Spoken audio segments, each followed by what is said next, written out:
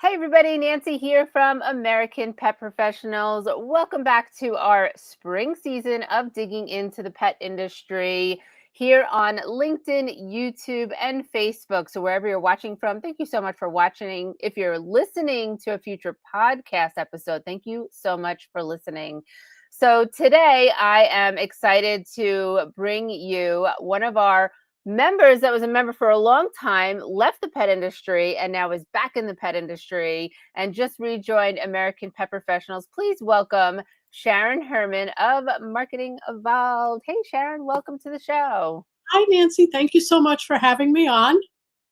Yes, absolutely. I'm super excited to chat because you have quite a history in the pet industry and now what you're doing, what you're offering. So, here on Digging into the Pet Industry, we like to dig right in. And I'd like to go back past your pet industry stuff and find out, what did you do before you were in the pet industry? Well, my background was in Fortune 50 consumer products companies, and I specialized in new product development.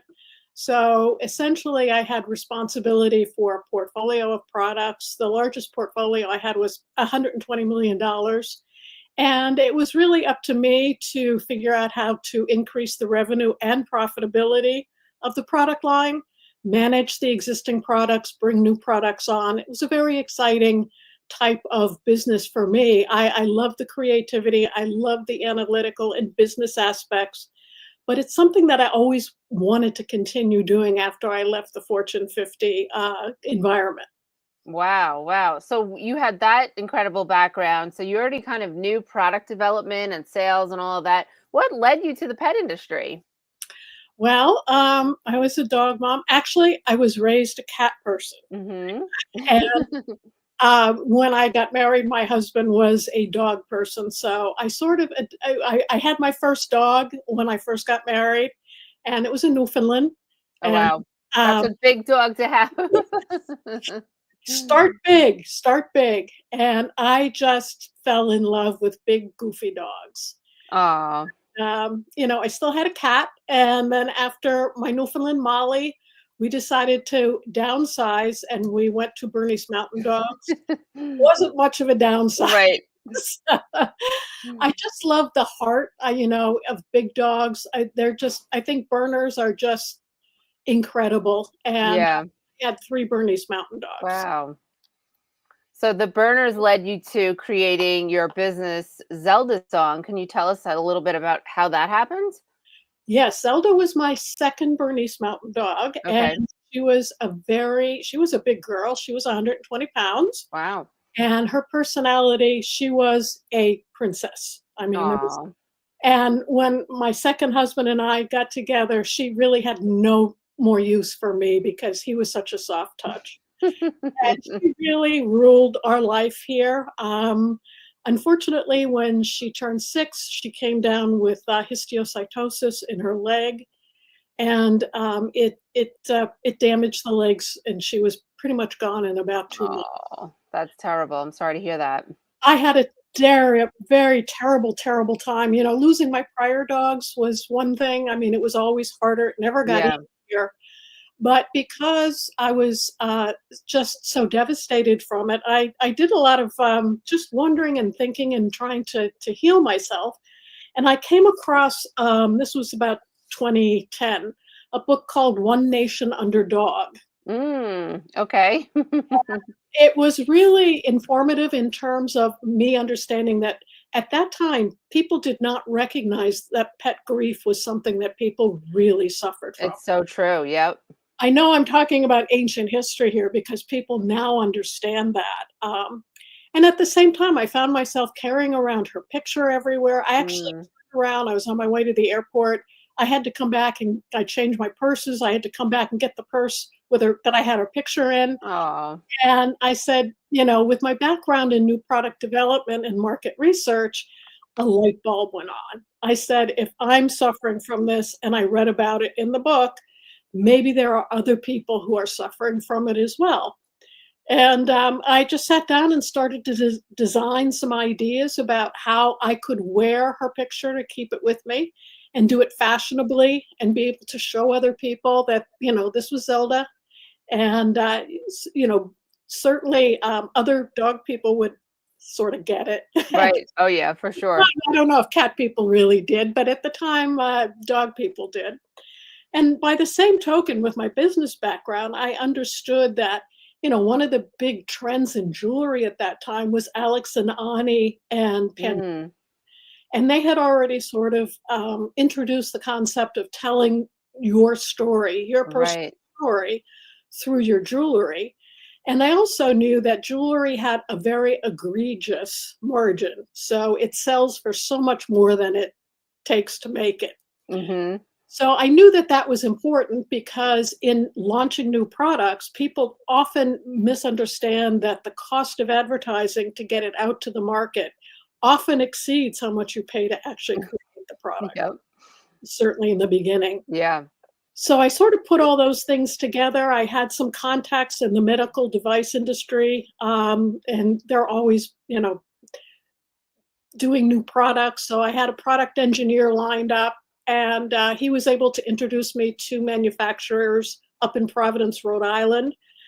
Some of those, the workshop that I went with actually was doing overflow work for Alex and Ani.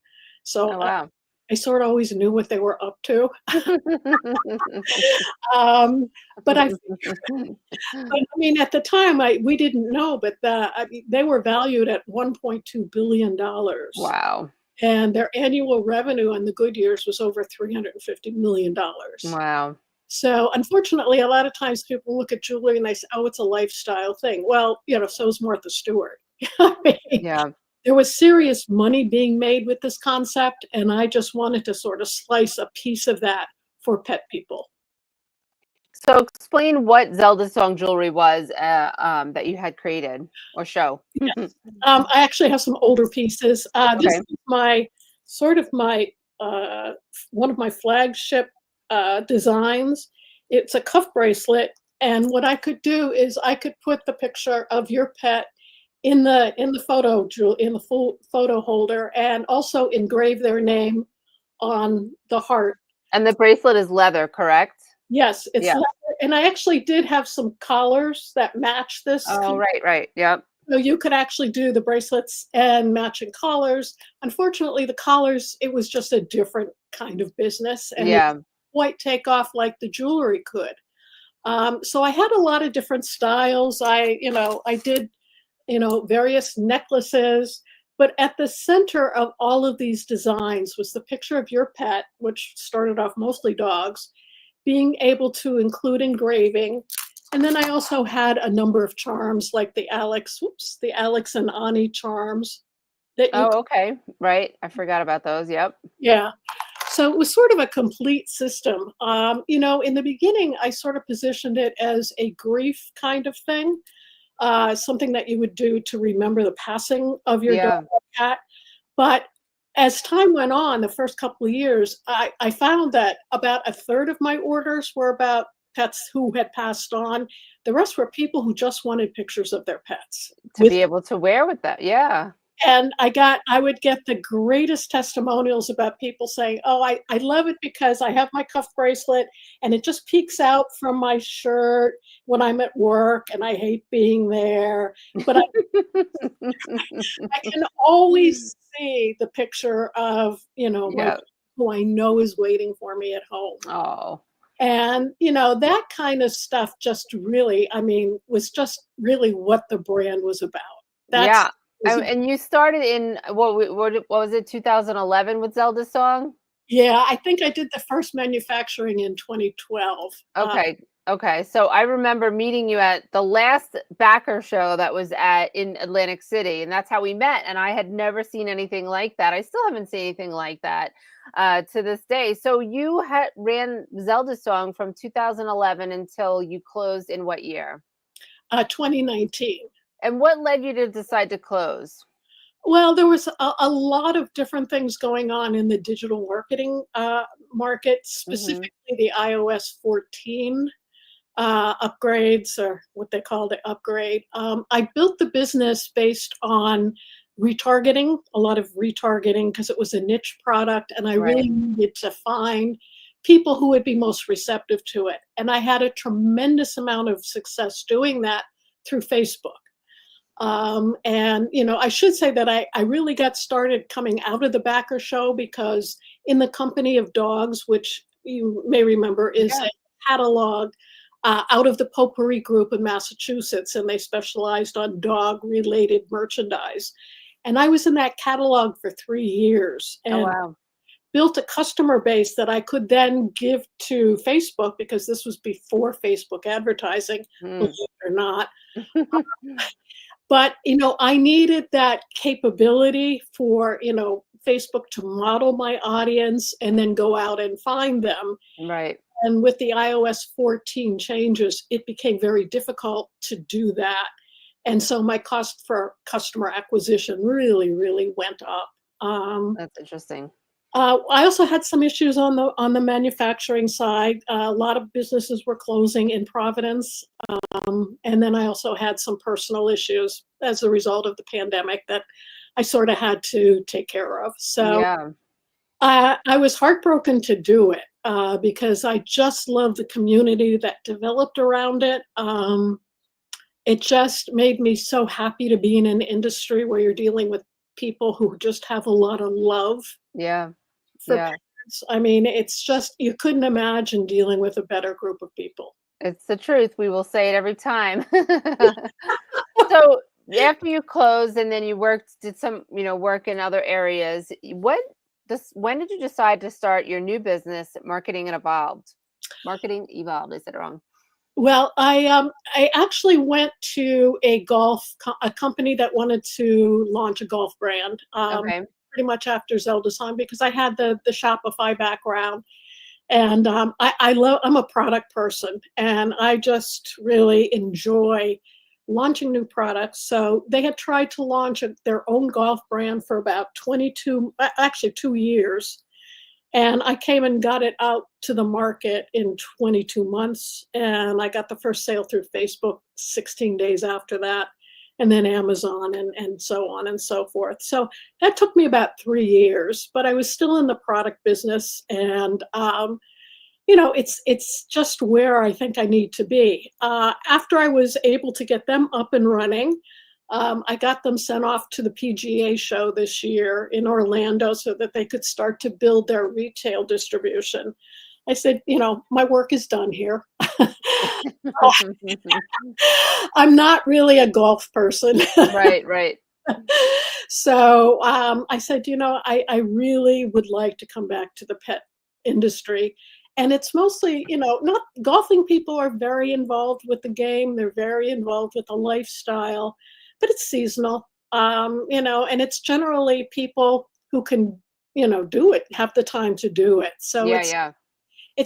it's very different than owning a pet. It's very different than being a pet parent because you have a level of commitment that's so far beyond A even golf with ball. some of the hardcore golfers do, although they think they do.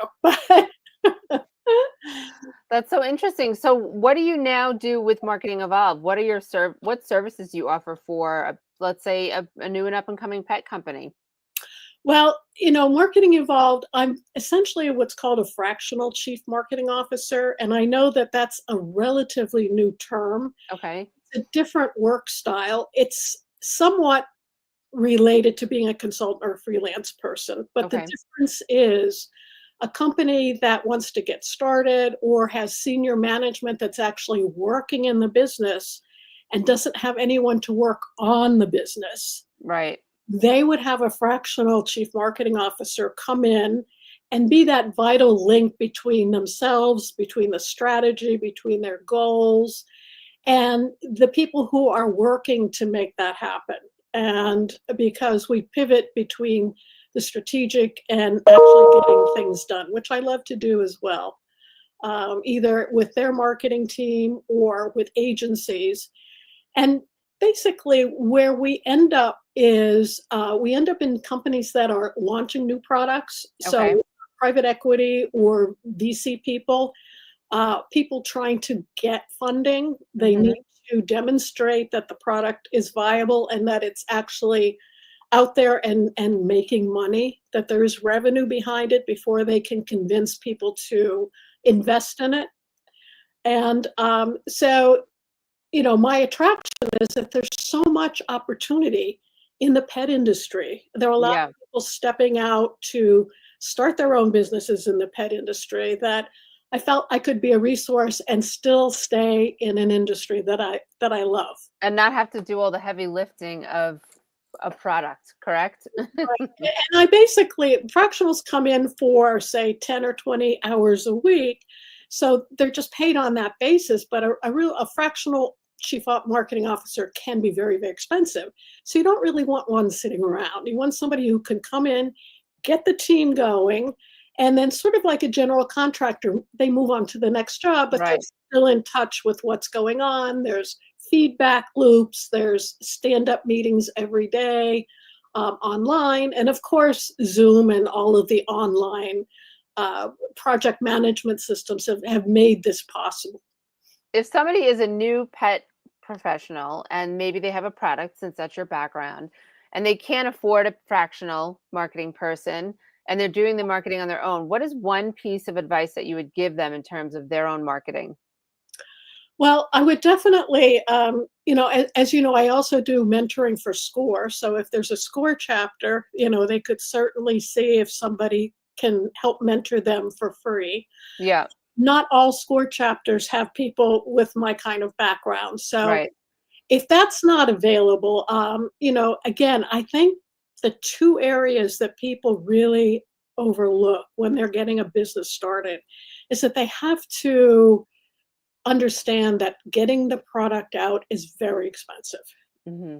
And when they do their pro forma P&Ls, which is essentially Yeah. to project, what kind of volume, what kind of revenue they need to make this successful, they need to really be frank with themselves and put in a number that may be 5 times what they paid to make the product.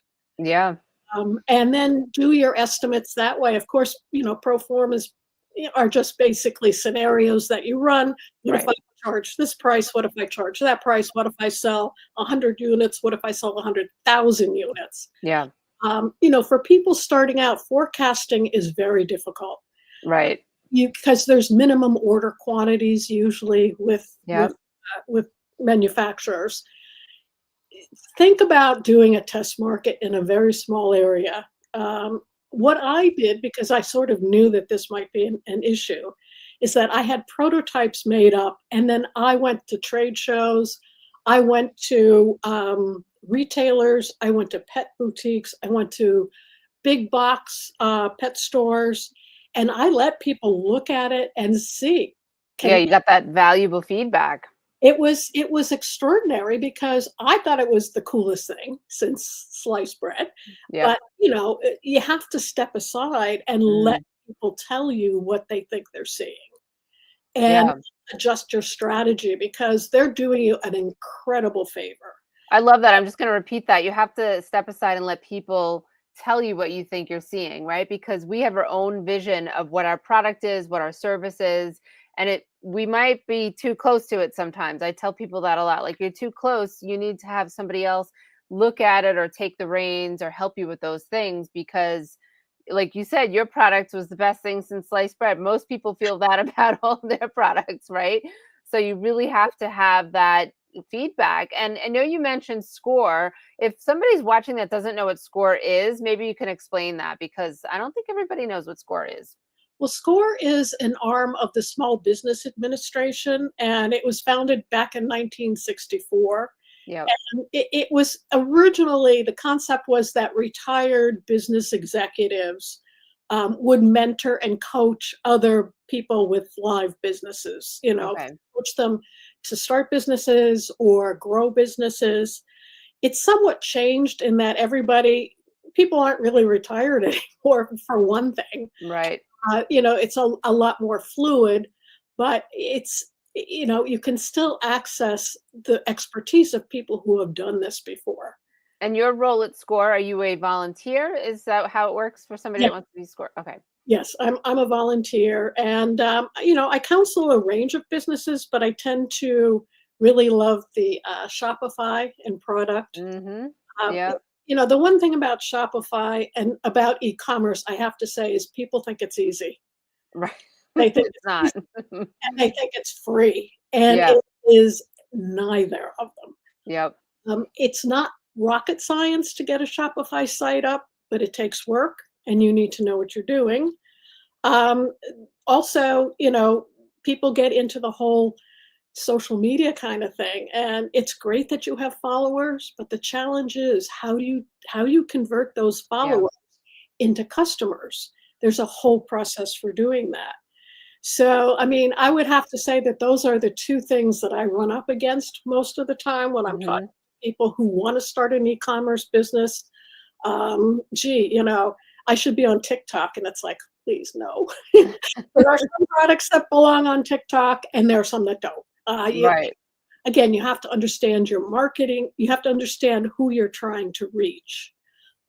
So those are the types of sort of concepts that people come in with, and Shopify, Facebook, they all want to make it seem easy because Mm. they just want to take your money. Yeah. Yeah. Yeah. They're not committed to your success.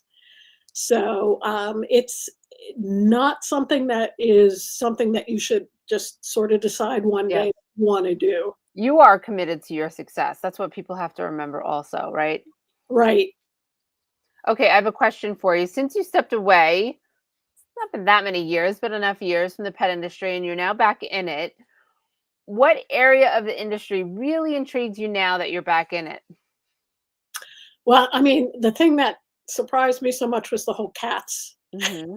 In that market, guys, I mean, I remember, 5 years ago, if you were a guy and had a cat, people would say, "There's something weird with you." No, Um, the cat dads are, they are in style and trending, and there's always been cat dads. I think it's just how we look at it. yes, yes. I know that when I got started, the market research I did said that people with dog owners were far more likely to buy something related to their pet than cat owners. That changed. I mean, I ended up introducing, cat designs and cat charms. Yeah. But I was surprised at how much legs or how many paws it's gained, Yeah. in terms of really taking off. I'm also surprised at the number of food companies, Mm. Yep. all different sorts of, dry, freeze dried, raw, a lot of nutritional, Home cooked. Yep. Yeah. yeah, and how closely it's following the trends in human health. Hmm. Yeah. Um, so that's really, you know, the durables, we're still sourcing from overseas. I know there's still some really good US manufacturers. But that's always hard for me coming out of durables to see. Yeah. But I think that there's always for something innovative and something well targeted and well understood, there absolutely is opportunity. Yeah, for sure. I agree. And I think, that we've talked a lot about cat over the past several years internally in our organization. We have some members that are just cat specific, either retail stores or products and stuff like that. And the last two episodes I did, I asked my other members, is that product going to be coming out in cat soon? Because that is going to be the question. Because most people that own pets have multiple pets, right? They have dogs and cats. Right. So I think, it's funny that it seems like it's coming about now. I feel like cats have been, I mean, I had cats growing up, right? I had cats until college. And I would love to get another cat. And I love looking at all of the products out there. And like, it's really interesting to see how it has evolved and how it's still evolving. So I think it's a big area. I think if you're going into cat, you have to understand the difference between cats and dogs, and that's not always necessarily done in the proper way. So immerse yourself in the cat world. That would be my advice. So what would you tell somebody that is watching specific to cats, if you want, so it doesn't matter, like they have a product, they have the prototype, they have the durable, right, and they're about to launch. Would you tell them to do the same thing that you did, to go to different trade shows to get feedback? What is the one thing that you would tell them in this day and age to do? I would still recommend that because I think the cat buyer is still very different than the dog Oh yeah. product person. And you have to understand that nuance, and you have to reflect that nuance in your social media. Like, for instance, when I was showing people product and they had feedback about it, they didn't understand something, or at first people said, is this only for dogs? I said, no, I'll put anything, and I ended up putting horses, Yeah. rats, whatever. Yeah. Yeah. It was something that people told me that I needed to make clear in my messaging and in Hmm. advertising. You know, Yes. said in the beginning, is this only, can I only do this if my dog has died? Of course not, of course. Right. But it's when you go out and talk to people that you find those subtleties that you then use in your messaging, in your Yeah. social media. And organic social media is very critical in the beginning because you're still testing your messaging. You're Yeah. you're finding that unique message that really resonates with that specific market. Yeah. And, if you haven't, obviously I've been a cat person in the past. I would love to be a cat person again, but I don't think that they needed as much from me as my dog did. So I would have to be educated about what products are available Yeah. they might like instead of just sticking their nose up at it. So Yeah. Yeah. for me, that would be, why would my cat not stick her nose up at your product? Yeah. You know? Yep. I think the feedback you're getting being in person and meeting and talking to people, talking to buyers, talking to pet parents is invaluable. Like are super valuable, I should say, Yeah. for pet products or anybody coming out with a new idea. But I will tell you one thing about TikTok is a couple of years ago, I did a demo on my TikTok, which I don't have a big following, which I don't care about. And the video got like 250,000 views, and it was the most incredible feedback because there was a million comments, and I kept tagging the company because I was like, it's not my product, but there was such different feedback. It was just like an incredible thing to get feedback. So it is something that you could use. It doesn't have to be TikTok, but any kind of social media. It just happened to go viral, and there was a ton of comments and people asking questions, and some people not liking the product and other people having suggestions. So it was really quite interesting getting that for free without having to travel. Right. But I know. yeah, And it's like the biggest comment when I first got started about this is yeah, people wanted to know, was this jewelry for the pet? right. I think I asked you that. Well, and I have Because some of them look like a cat collar because they were smaller, right? The bracelets, yeah. so I said, I did have a style that was actually a small collar that I you remember. had arms on. Yeah. But you have to, as the inventor, I would go, oh my God, but it was very important for me to hear that. Yeah, it's so important. Like you were saying with the marketing message that you're putting out there, something as simple as if you have a product and it's developed for cats and dogs, a lot of manufacturers fail to put the cat on the label. I mean, it's rare that you have a product that can be given to both cats and dogs, but there are some. Right. And I remember asking somebody, is this for cat? Oh, you can feed it. You can absolutely give that to your cat. And I said, oh, I know who it was. And I said, you should put a picture of a cat on there with the information on, the feeding guidelines for the cat. It was a supplement because you're missing out on a whole entire section of the market. So I think that's something to think about. Speaking of trade shows, are you planning to going to any pet industry shows this year to see it through a different set of eyes? No, I don't think I'll make it this year because Super Zoo is coming up in August, and I'd Yeah. love to go. It's just not gonna the timing. I'm aiming for global, but I did use Okay. the Global Pet app, which I thought was really, really helpful because Yeah. I went through every single vendor Yeah, and looked at everything on there. Yeah, it's a lot of information. to get, a feel for what's going on, what people are reading, hot buttons. So it's interesting that the trade shows are doing that. I love trade shows. They are just an amazing place to Yeah. really connect with an industry and really understand, get a feel for the heartbeat of it. Yeah, for sure, for sure. Well, we'll see you at Global. I'll definitely see you at Global next year. I mean, we're not that far apart now, but you know what I mean. Very cool. Okay, so is there anything that I didn't ask you about when it comes to marketing or Zelda's song that you would like to add? Any last pieces of wisdom that you want to impart us with? No, I think that, again, it's a wonderful industry to be in. And if you're going to go out and bring a product to the market that people are going to benefit, that their pets are going to benefit from, do your due diligence and don't resist what comes back to you when you research, because people are out there to do the best for their pets. Right. So we're all looking to accomplish the same objective. And it just is really, it's helpful and ultimately useful to the pet, dog or cat, horse, bird, fish, whatever, Yeah. to really incorporate the benefit, specifically for their needs. Very nice. I love that. So how can people who are watching or listening connect with you? What is your website? It's Marketing Evolved, one word, marketingevolved.co. I'm a .co. Okay. And you can also find me on LinkedIn, Herman with two R's. All right. That's Well, my whole last name, Herman with two R's. we will put all that information on how you can connect with Sharon in the comment section on the live, and then of course in the podcast comments when the episode comes out.